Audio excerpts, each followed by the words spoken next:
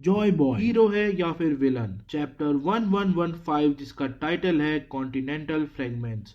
Vegapunk ने पिछले chapter में रिवील किया था कि जॉय बॉय सबसे पहला पायरेट था। चैप्टर की शुरुआत में हमें वानो दिखाया जाता है जहां मोनोस्के खाते हुए पूछता है कि अच्छा जॉय बॉय भी पायरेट था लूफी की तरह। फिर हमें मैराइन बेस का जेल G4 दिखाया जाता है। हमें कैप्टन किड का फेक वर्जन दिखता है। ये वही है जो टाइम स्किप के वक्त लूफी का डुप्लीकेट बन के सबको डराता था। एंड इस पैनल में वो कहता है कि वो जॉय बॉय से मिलियन टाइम्स स्ट्रॉन्गर है एंड जॉय बॉय को जॉय टॉय करके बुलाता है। नेक्स्ट पेज पे वेगापंक बताता है कि उसके पास कुछ ही पोनिक्लिफ्स का एक्सेस था, पर उससे इतना तो डेफिनेटली पता चलता है कि पास्ट में ग्रेट वॉर हुई थी और ये ग्रेट वॉर हुई थी जॉय बॉय और वर्ल्ड गवर्नमेंट के बीच में। पर तब वर्ल्ड गवर्नमेंट को एलाइड पावर्स बुलाया जाता था जो एक कोइलेशन था 20 अलग अलग किंगडम्स का, और ये किंग्स का साथ में आना एकमात्र तरीका था जॉय बॉय को हराने का।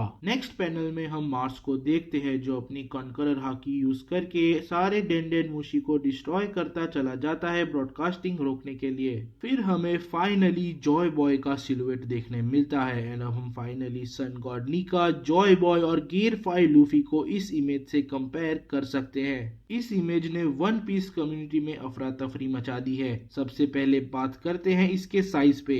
अब तक हमें लगता था कि जॉय बॉय एक जायंट होगा, पर इस इमेज से जॉय बॉय का साइज एक नॉर्मल ह्यूमन जैसा लग रहा है, जो एक बहुत बड़ा सवाल छोड़ देती है कि फिर ईमू जो ये बिग स्ट्रॉ हेड को देख रहा था वो स्ट्रॉ हेड किसकी है। ऑल्सो इसको सपोर्ट करने के लिए हमें इमेज में जॉय बॉय के सर पर कोई भी टोपी नहीं दिख रही, पर अभी भी हम इस पे पूरी तरह भरोसा नहीं कर सकते क्योंकि ओडा सेंसे ने पहले भी ऐसा किया है। जैसे जब पहली बार 7 वॉरलॉर्ड्स को दिखाया था तो कुछ ऐसी इमेज दिखाई गई थी, पर जब सभी वॉरलॉर्ड्स का फेस रिवील हुआ तो वो कुछ अलग ही दिखने लगे। और सेम हुआ था काइडो के केस में, पहले कुछ और बाद में कुछ और। नेक्स्ट वेगापंक बताता है कि जॉय बॉय बहुत एडवांस सिविलाइजेशन में पैदा हुआ था और उनके पास जो वेपन्स थे 900 साल पहले वो आज के मॉडर्न साइंस के पास भी नहीं है। तो यहाँ पे बात हो रही है एंशिएंट वेपन्स की।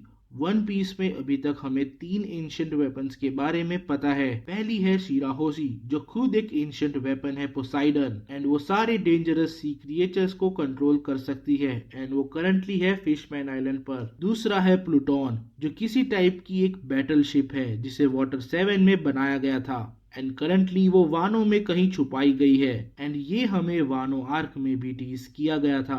और तीसरा एंशिएंट वेपन है यूरेनस जिसके बारे में हमें कुछ भी इंफॉर्मेशन नहीं पता।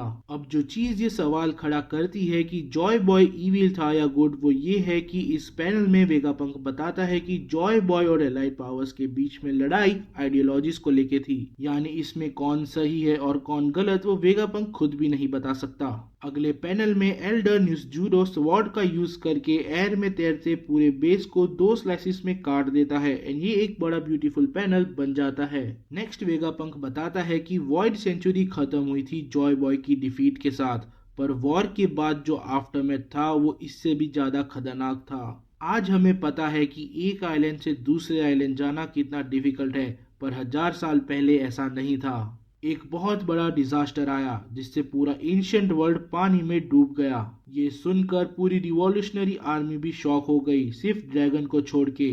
शायद उसे ये पहले से पता था। वेगापंक आगे बताता है कि एक नहीं मल्टीपल कॉन्टिनेंट्स को धरती से गायब कर दिया गया एंड इसीलिए हमारे पास से पूरे 100 साल की हिस्ट्री का डेटा गायब है। 100 साल के अंदर सी लेवल 200 मीटर तक राइज हो गया। समझने के लिए कि 200 मीटर कितना होता है तो इंडिया का tallest Statue of Unity 182 metre tall है, मतलब उससे भी 20 मीटर्स ज्यादा पानी का लेवल बढ़ गया सिर्फ 100 सालों में। वेगापंक बोलता है कि अब जो सवाल उठा है वो ये है कि ये फ्लड आया कैसे, क्योंकि ये कोई नेचुरल नहीं मगर मैड मेड कैलेमिटी है और ये डिजास्टर एंशिएंट वेपन की मदद से लाया गया था एंड ये वेपन अभी भी एग्जिस्ट करता है, जिसका मतलब है जो ग्रेट वॉर स्टार्ट हुई थी 900 साल पहले वो अभी भी चालू है। एंड हमें लास्ट पैनल पर ईमू की लाल डरावनी आंखें दिखाई जाती है जिसके साथ चैप्टर यहाँ खत्म होता है।